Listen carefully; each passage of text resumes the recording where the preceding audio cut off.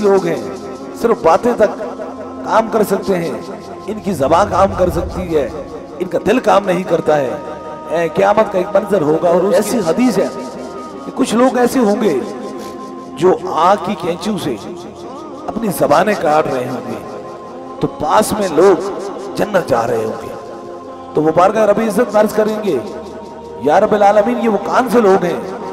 तो रब फरमाएगा इनकी तबलीगो वाज़ो नसीहत के बदौलत हमने बुरे रास्ते छोड़े और नेकी के रास्ते पर आए, तेरी इबादत की, तेरी रियाजत की, तेरे महबूब से मोहब्बत की।